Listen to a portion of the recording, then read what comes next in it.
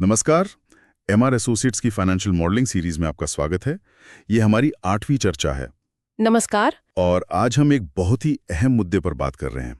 किसी कंपनी की ग्रोथ का अंदाजा कैसे लगाएं, खास तौर पर स्मॉल कैप और मिड कैप कंपनियों के लिए। हाँ, ये सवाल बहुत से इन्वेस्टर्स के मन में होता है। बिल्कुल। हमारे पास जो नोट्स और रिसर्च हैं उनमें इंडस्ट्री और कंपनी की गहरी रिसर्च, डीसीएफ वैल्यूएशन और खासतौर पर ग्रोथ ड्राइवर्स को समझने पर जोर दिया गया है। जैसे कुछ उदाहरण भी दिए गए हैं 2022, 23, 24 में IRFC, Angel One, CDSL, Titan, Jio financials. इन सब में कहीं ना कहीं ग्रोथ का सही अनुमान लगाने की बात है। डीसीएफ में भी तो फ्यूचर ग्रोथ ही डिस्काउंट करते हैं। सही कहा। तो चलिए इसे थोड़ा खोलते हैं। प्रैक्टिकली ये होता कैसे है? मतलब थ्योरी तो ठीक है, पर असल में ग्राउंड पर कैसे करते हैं? देखिए, ये वाकई एक प्रैक्टिकल सवाल है। थ्योरी से हटकर देखें तो कुछ स्टेप्स हैं। पहला और सबसे जरूरी मेरे हिसाब से है कंपनी के ग्रोथ ड्राइवर्स को पहचानना। ग्रोथ ड्राइवर्स मतलब वो चीजें जो कंपनी की कमाई को असल में आगे बढ़ा रही हैं। बिल्कुल। कंपनी का रेवेन्यू कहाँ से आ रहा है, कौन सा प्रोडक्ट या सर्विस सबसे ज्यादा कंट्रीब्यूट कर रहा है और कहाँ ग्रोथ दिख रही है। इसे रेवेन्यू ड्राइवर भी कह सकते हैं। अच्छा, और इन्हें कैसे पहचाने? इसके लिए आप कुछ वेबसाइट्स यूज कर सकते हैं, जैसे स्क्रीनर का पेड वर्जन या तिजोरी फाइनेंस। इनमें आपको कंपनी के प्रोडक्ट सेगमेंट्स, उनका रेवेन्यू ब्रेकडाउन, यहाँ तक कि ऑपरेटिंग प्रॉफिट ब्रेकडाउन भी मिल जाता है। ओके। जैसे उदाहरण के लिए सीडीएसएल हो लें, उनका मेन रेवेन्यू डिपॉजिटरी एक्टिविटी से आता है। हाँ, वो तो लॉकडाउन के बाद काफी चर्चा में रहा। बिल्कुल। नए डीमैट अकाउंट्स खुलने से उनकी ग्रोथ बढ़ी।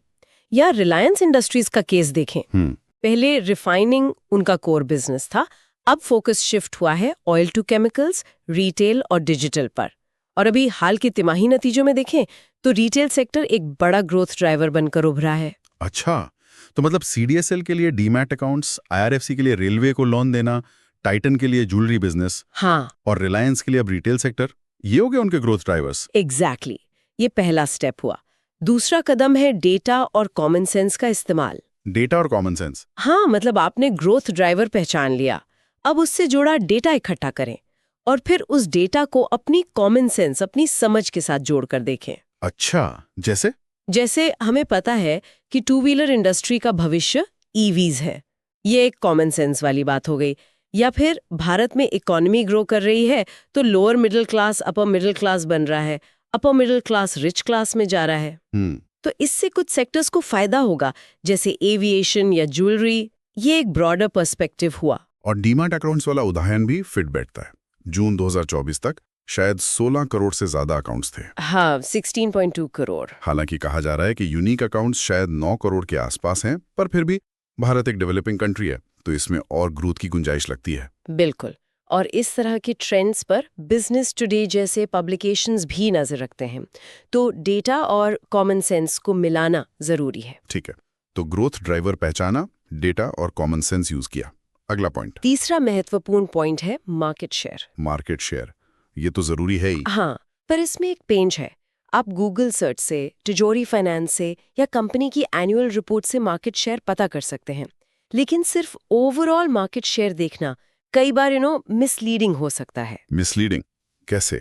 मतलब सिर्फ ये देखना कि कौन लीडर है काफी नहीं? हाँ, बिल्कुल। आपको प्रोडक्ट वाइज या सेगमेंट वाइज मार्केट शेयर देखना चाहिए, और खास तौर पर जो आपका ग्रोथ ड्राइवर वाला सेगमेंट है उसमें मार्केट शेयर कैसा है और उसका ट्रेंड क्या है, ये देखना जरूरी है।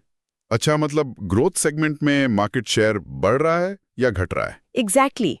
हो सकता है कोई कंपनी ओवरऑल मार्केट लीडर ना हो, पर उसके ग्रोथ सेगमेंट में वो तेजी से मार्केट शेयर गेन कर रही हो। जैसे एंजल वन का उदाहरण लें तो आप देख सकते हैं कि उनका F&O मार्केट शेयर में क्या ग्रोथ ट्रेंड है। आप गूगल पर स्पेसिफिक सर्च कर सकते हैं, जैसे demat account growth data in India या F&O मार्केट शेयर इंडिया ब्रोकरवाइज। समझ गया, ये बहुत जरूरी पॉइंट है। और चौथा पॉइंट केपीआईज का था, की परफॉर्मेंस इंडिकेटर्स। सोर्स में इस पर ज्यादा डिटेल नहीं थी। हाँ, सोर्स में इसका जिक्र था पर डिटेल नहीं, लेकिन केपीआईज यानी कि की परफॉर्मेंस इंडिकेटर्स बहुत अहम है। ये बेसिकली आपको ग्रोथ की क्वालिटी बताते हैं। ग्रोथ की क्वालिटी मतलब?